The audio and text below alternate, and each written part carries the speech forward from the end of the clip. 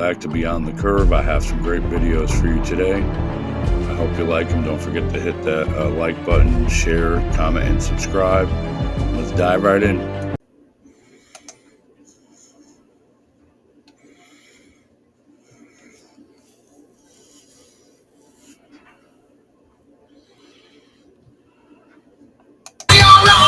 See through the disguise, won't you open your eyes?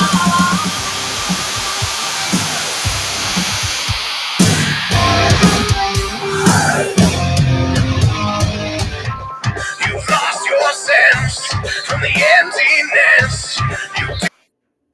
Suffered and had their lives ruined by it. And this certainly isn't limited to just politics. Oh no, I haven't even touched on Hollywood. In 2013, actor Corey Feldman gave this interview with ABC News telling us about Hollywood's big bad secret. I can tell you that the number one problem in Hollywood was and is and always will be pedophilia. That's the biggest problem for children in this industry. The casting couch even applies to children. Oh yeah. Not in the same way. It's all done under the radar. Nobody talks about pedophilia. It's the big secret. And it's widespread? Oh yeah. I was surrounded by them when I was 14 years old. Surrounded. In addition to Feldman, we also had actor Elijah Wood come out and say that Hollywood has a huge pedophile problem. And just a month or two ago, professional heavyweight boxer David Rodriguez posted this video on social media. I don't think you understand how prevalent these pedophile rings really are in Hollywood and in the sports arenas, in Hollywood, in the political arena. I mean, everywhere, man. It's bad.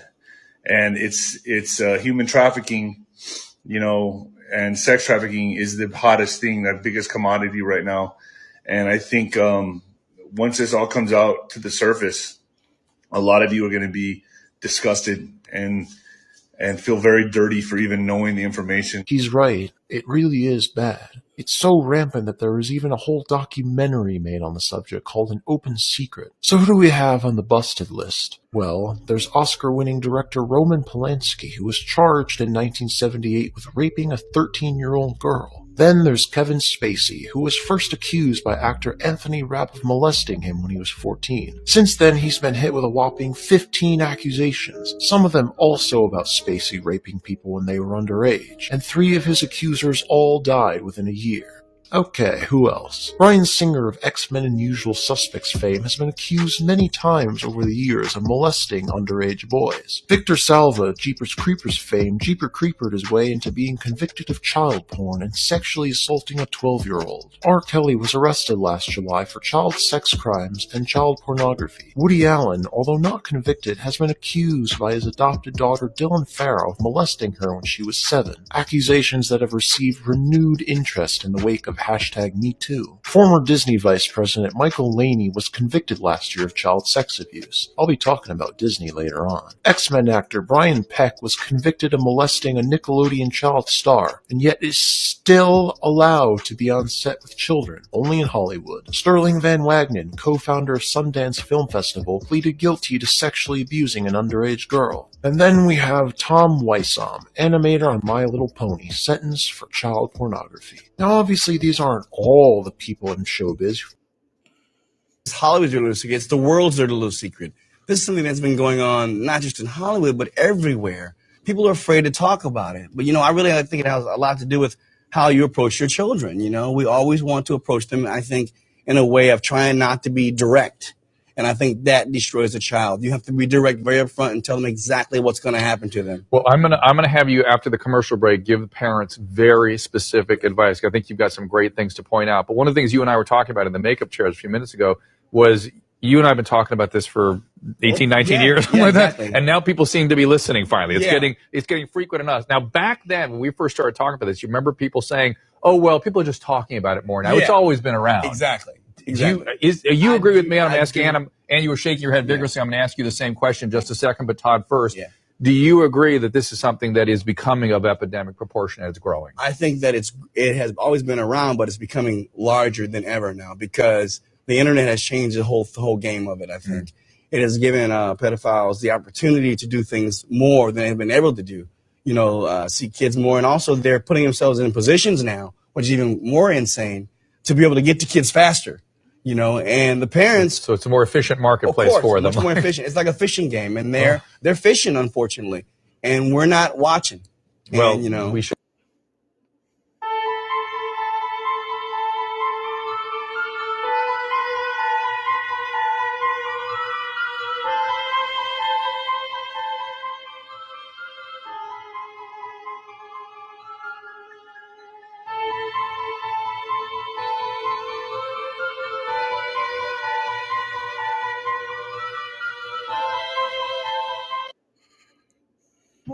Award. To show my appreciation, I am inviting you all to a pizza party tonight at Jennifer Aniston's house. I'll see you there.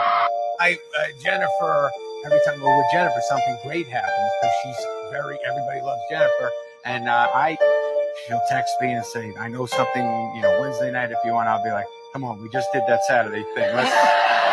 We don't have to do too. She likes to. She's busy all the time. I know she's the greatest host, but she is a good. I'm going to bed at 9. I can't come over. Your thing starts at 8:30. So yes, she can handle it. She can handle it. And her parties are incredible in her house too. Yeah, she does have good parties, and she makes good pizza as well.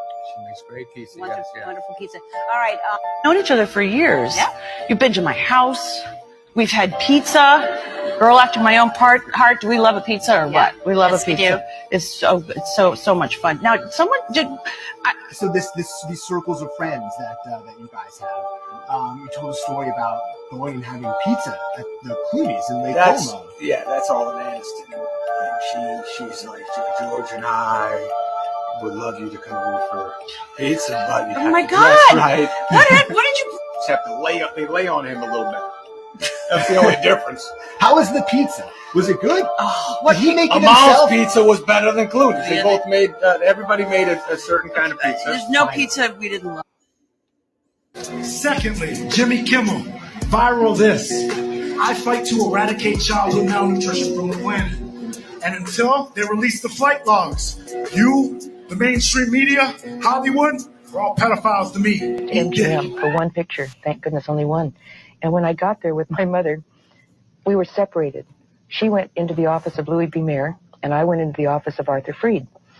And he was going to talk to me about a movie he wanted to put me in. I'm 12 years old, And I thought he was a producer, but instead he was an exhibitor. And I'd never seen anyone naked before, except myself. So I had no clue about what was happening. And so it struck me so funny, I laughed at him, and I laughed uproariously. I had tears, and he got infuriated. And he said, out, out, out, go. Did you tell your mother? Well, I was very quiet. I went down and met her in the lobby of the administration building. She came out very quietly from Louis B. Mayer's office, and we walked hand in hand silently to the car, which was unusual. We got in the car driving home. I said, Mom, you won't believe what happened to me. And I told her what happened, and she got kind of quiet. And she said, well, you don't know what happened to me. And Louis B. Mayer wasn't as bad as Freed was to me. But he came on to my mother. And so we both decided that we didn't like MGM much. It was, it was better at Fox. This is one of the most high-profile pedophiles in Hollywood, Jeffrey Jones. You might recognize Jeffrey from a number of movies he's been in, like Ferris Bueller's Day Off, The Hunt for Red October, and Beetlejuice. It's highly ironic to me that in a lot of the movies he was in, Jeffrey Jones played the villain, and he ended up being one in real life. So after his career flourished in the late 80s and 90s, let's fast forward to 2002. That year, Jeffrey was arrested for the possession of CP, if you know what I'm talking about. And he was also in Howard the Duck. He was accused by a 17-year-old boy of soliciting him to take nude photos. These charges get even more disturbing when you realize that the young boy who accused Jeffrey of soliciting him to take nude photographs was 14 when the charges were originally brought up and the accusations were made. Jeffrey pleaded no contest to the solicitation. He openly admitted that he had done this horrible thing. But once again, because of legal loopholes, because he admitted to this and pled no contest, that meant that the other CP charges were completely dropped. And what happened to Jeffrey after all this? Well, he got 5 years probation. He also had to go through counseling and register as a sex offender. And yes, if you're wondering, to this day, he is still registered as a sex offender. You can find the records of all of this online.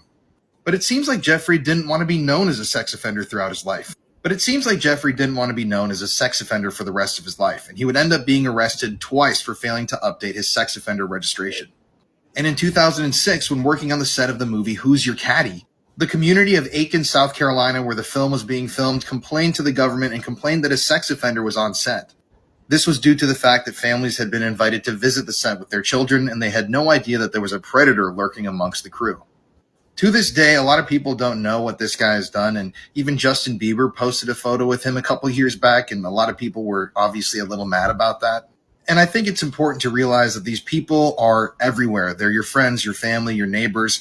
They're even celebrities. And at the end of the day, even the people that you look up to and have seen a million times on the silver screen could be the worst people you've ever met in real life. The dad from Seventh Heaven is a pedophile. This is Stephen Collins, and you might recognize him from the television show Seventh Heaven. Stephen was born in 1947 in Des Moines, Iowa, and he has had a long career in Hollywood. He was in the Star Trek movie, Charlie's Angels, and yes, Seventh Heaven. For years, Stephen was regarded as a solid actor and a stand-up guy in Hollywood. But in 2014, all of that would change. So in October of 2014, an audio tape was leaked to the media. And this voice sounded a lot like Stephen Collins' voice. And in this leaked audio tape, the man that is allegedly Stephen Collins describes in graphic detail his past abuse of minors. He even states directly in the audio tape that the girl was under the age of 14. After this tape was released, the New York City Police Department began looking into these allegations. And after that, the Los Angeles Police Department came forward and said that they had already investigated him in 2012, a few years earlier, an investigation which stemmed from a claim that was made 18 years ago about him doing the same thing. Then, a month or so later, in December of 2014, he admitted in an interview with People magazine that he had had 3 inappropriate relationships with minors in the years 1973, 1982, and 1994. So nothing really came out of all of this. There was no arrest, there was no conviction for Stephen Collins, and yet he actually went on the record in an interview with a formal publication stating that in the past he had abused 3 different minors. And to Kevin Spacey is allegedly one of the worst pedophiles in American history. This story goes very deep and is very disturbing, so buckle up. So if you don't know who Kevin Spacey is, he's a very, very successful actor. I'm sure most of you recognize him. He's been in all sorts of movies and TV shows like the movie Seven, American Beauty, The Usual Suspects, and even TV shows like the massively popular House of Cards. This is a really sad case because I love so many of the movies that he's been in, but the story is just horrific. In fact, before his fall from grace, Kevin Spacey was one of the most awarded and respected actors in all of Hollywood. But good things don't always last forever in that town. All the legal trouble started for Kevin in 2017, when an actor named Anthony Rapp came forward and said that Spacey had assaulted him in 1986 at a party when he was 14 and Kevin Spacey was 26. Now, obviously, this is a major crime against a minor, but let me read you Kevin Spacey's response from Twitter. Kevin wrote on Twitter this, I'm going to read it, that he owed Rapp the sincerest apology for what had been deeply inappropriate drunken behavior. Basically, he was trying to just say that he was drunk. Oh, I touched a 14-year-old. I'm sorry. And while he was apologizing to Anthony, Kevin Spacey actually came out as gay. A lot of people thought that this was controversial. A number of celebrities spoke up about this because they believed that Kevin was trying to distract people from the allegations and focus more on him, painting himself more as a victim. People were also mad that he was blaming his sexual advance on a minor on him being drunk and that he was creating a bridge between homosexuality and child sex abuse. But this was I gotta go. All right, I gotta. No, mom. It wasn't the actual devil. No, they were just dressed as the devil, mom. I have to go. Yeah, you did warn me about Hollywood. Yes, you did, mom. Yeah, you did. I will. Thank you. She said she'll be praying for all of us. Thank you. All right.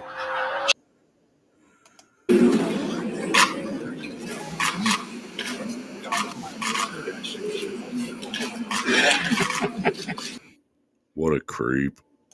Thank you. All right. Well, nice to see you guys. Thank you. See you back home, I hope. Oh, absolutely. Okay?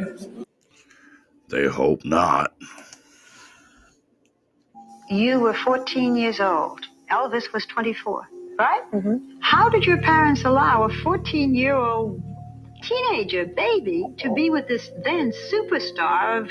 It was not easy on my parents. First of all, it was just an innocent meeting. And of course, I was excited and I was reluctant because I didn't think they'd ever let me go. But it was just a one-time opportunity. That's all they thought it would be. I never expected him to ask me back. They never expected him to ask me back.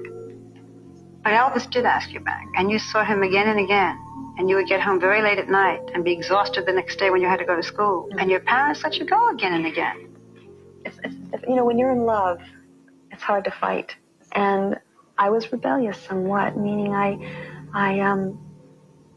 didn't want to go to school, or I said I wouldn't go to school. Please let me, you know, he'd be out of my life after 6 months, and, you know, don't ruin my life because I really cared. And he came to the house and he was charming. He was wonderful. Nuts. This famous Hollywood actress allegedly groomed a 7-year-old and assaulted him when he was 17. This is Asia Argento. She has been in a lot of movies, including a lot of horror movies like George Romero's Land of the Dead. Her father is infamous Italian horror film director Dario Argento. And Asia Argento was dating Anthony Bourdain before his death. So when the Me Too movement was happening back in the 2018-2017 time, Asia came forward and accused Harvey Weinstein of assaulting her. She became one of the faces of the Me Too movement, which was a movement dedicated to listening to victims and believing them. Asia also claimed that another film director had drugged and assaulted her on the set of a film. But in 2004, Asia met young actor Jimmy Bennett on the set of a film. At the time, Jimmy pictured here was only 7 years old. As Jimmy grew older, he and Asia allegedly kept in contact. And in the year 2013, when Jimmy was only 2 months past his 17th birthday, Asia allegedly invited him to her hotel room, plied him with alcohol, and then assaulted him in a number of ways. So right after Asia came out and talked about her experiences with Harvey Weinstein, that's when Jimmy decided it was time for him to talk too. And quietly, behind closed doors, it was arranged that Jimmy would be paid almost $400,000 to keep quiet. Jimmy would even claim later on that he was inspired by the Me Too movement himself to speak about his own assault. Now, initially, Asia denied all of these allegations to news outlets and said that his story was completely false. But then, after these denials were made public, evidence came out. A photograph was published of Asia wearing absolutely nothing while in bed with Jimmy. And there were also text messages made public where she admitted to assaulting the minor and said that it felt weird and that she didn't know he was a minor. Now, Rose McGowan actually came out and said, "We don't know the full details of the situation. Show restraint and be gentle to Asia." And people absolutely roasted her because what she was saying was directly in contradiction to the entire purpose of the Me Too movement, which was to believe survivors of assault. More than a dozen men, including Disney employees, are facing jail time after they're caught in an undercover sex bust. The men wanted to have sex with the underage boys and girls.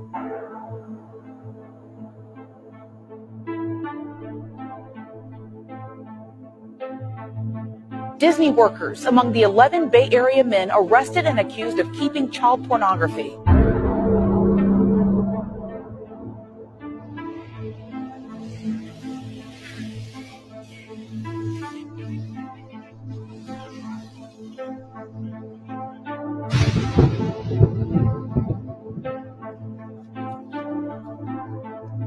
Transitioning from Disney to this was fucking easy. I don't know, getting molested for fucking from your 6 to your 14 seems like way harder circumstances. Not talked about in the media at all. Epstein was, but this wasn't talked about at all. He's 73 years old, and he was... What happens is with actors, you're in a vulnerable situation. You know, you're in a vulnerable place. You're trying to get a job, and there's people who, and it's not just actors. It's any men in positions of power who could use that power to abuse it. And you know, I was looking for a job when I was a young actor. Yeah, I was asked to go to a hotel room of a director. There's a famous director, and I didn't think anything weird by it because I never think it ever happened to me. And so I went, and he was in his robe. I still didn't think it was weird. Well, he probably just came out of the shower or whatever. And then he asked me to do the scene and then crawl on my belly around it. And it got to a weird place. When this stuff started coming out with Harvey Weinstein, I did remember that feeling of disgust, Did you reveal humiliation. I didn't because he's passed away. And I feel like if he can't defend himself, I feel weird about it, you know. I'm stupid, so stupid. Somebody please tell these niggas I do this. You're nothing. Looked like somebody punched him in the eye. Gibson, thanks for joining Jesse Waters Primetime at Fox. Hey, Jesse, how are you? I'm great. Have you had any time to watch Fox recently, or have you been a little busy? I've been busy. I don't turn on the TV that much. Tell you the truth, I kind of know what's going on, but sometimes it's a little heavy. Yeah, it is a little heavy. There's a lot of war and there's inflation, but we're going to get through this. I watched your film this morning and I cried, and I'm not a crier. It was a very powerful movie. And tell me if I have it right, that this is all about suffering, and people suffer, have a choice. They can either be angry or they can be grateful. And if they're grateful, then they can receive God's grace. And that is what life is all about. Did I get it? I think that's one of the main themes. There's other themes, of course, but that's pretty good. Yeah, okay. I'll go I feel like that. I passed the test here. Tell me about suffering, because that seems to be something that everybody goes through. You, me, the American people. How do we process that? Everybody's got a boulder, man. And everybody's got, they got a drag or something around. And of course, something's going to come by and knock you down at some point in your life, now, later. And how do you stand up from that, And how do you not only stand up, but find the purpose in that? There's a purpose for all of this. And so it's looking for that purpose. And I think, if we're too self-involved, I think if your head's too big, put it that way, it's an easier target to get hit. And if your ego's not that healthy, if you actually realize there's something greater than you and find a little bit of humility, you're not going to get hit as hard, even if you do get hit, because you're going to realize that there's a purpose in it, and you're not the most important thing in the world. And that there's a way to deal with that stuff and almost be grateful for it. So and the other thing, one of the other things I think was in it was like that it's never too late to fix stuff. Yeah. If there's something you missed, I mean, I got 9 kids, and I haven't been a perfect parent. But it's, I have realized on a few occasions that you can kind of go back and fix stuff if you missed it the first time around, It is never too late to turn things around. And that's what the film was about. This guy found himself and turned himself around. And one of the ways he did that was also by finding love, not just finding God, but through actual love. Do you feel that when you do find that true love, it is almost the same as finding God in the way that you submit and just open yourself up completely to that person? Well, of course. I mean, a real healthy faith comes from complete abandonment of self, which is very difficult for most of us. And, some of us hang on like, I don't know if I've ever achieved that complete abandonment, maybe a few times in my life. But I have to ask about one recent habit of yours, though. You're posting photos on social media of lost clothing you find around on the street, right? Gloves or Yes, I do. socks. I find that What's to be with the that? absolute best use of worldwide social media.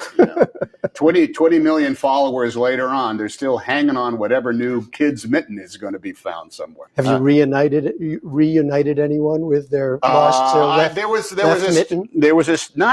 If somebody sees it, and like there was one kind of like lime green ski glove that I saw in Central Park, and if someone had lost it that day, I hope they went back and found it.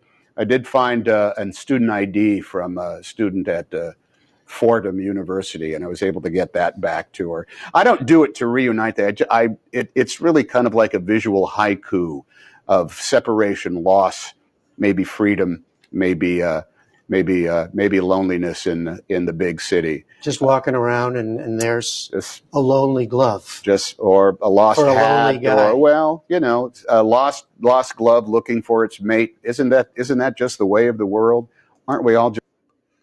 That is one weird son of a, and all those things look planted if you look at those photos. A sick, weird son of a. This is creepy. Look at them. Sweet, pretty losers, every one of them. We're talking about Lucas, right? Make Daddy love you. Sexy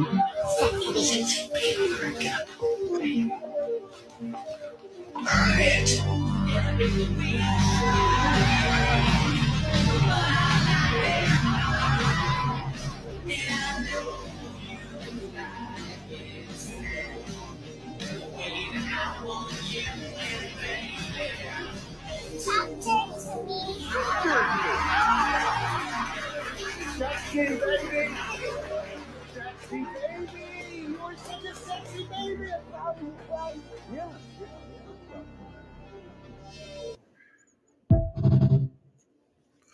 What a sick, creepy son of a Holly weird.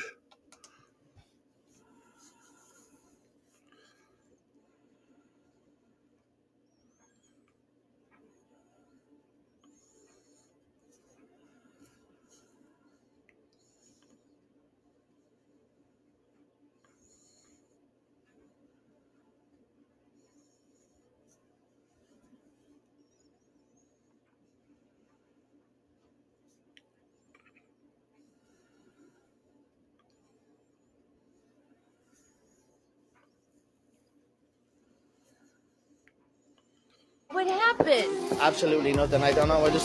I just showed up and I don't know. I don't even know the guy, to be honest with you. Just rumors? Just rumors. Nothing happened with me.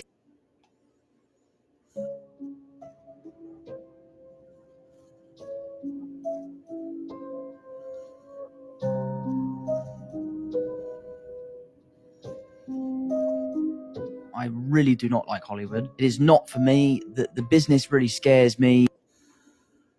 But yes, we do consume each other's blood on occasion for ritual purposes only. It is used for a reason, and it is controlled where it's like, let's shed a few drops of blood and each drink it. He's much more haphazard and hectic and chaotic, where he's willing to just like cut his chest open with broken glass and be like, take my soul, let me bleed on you. It doesn't not happen, let me tell you. Maybe not exactly like that, but a version of that has happened many times. Y'all listen to this stupid lying bitch right here. Into the cyber virtual world. So in one of the emails, John Podesta is talking about pizza. He's Italian and Greek, and a very good cook. And his risotto recipe is still there if you want to see it. And I'm sure there's something very nefarious about that risotto recipe.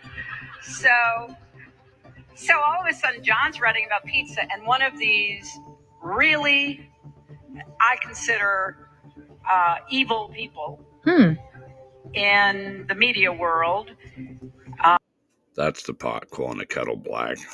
And in the online world, out of whole cloth make up this story that John Podesta and I are running a child trafficking ring in the basement of the Comet Pizza Parlor.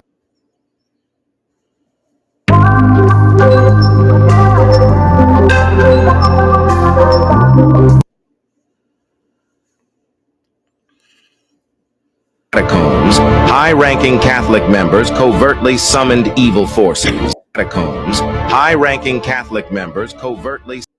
Well, those are all the videos I got for you today. I hope you liked them. Don't forget to smash the like button, share, comment, and most of all, subscribe. Have a great day. Thank you.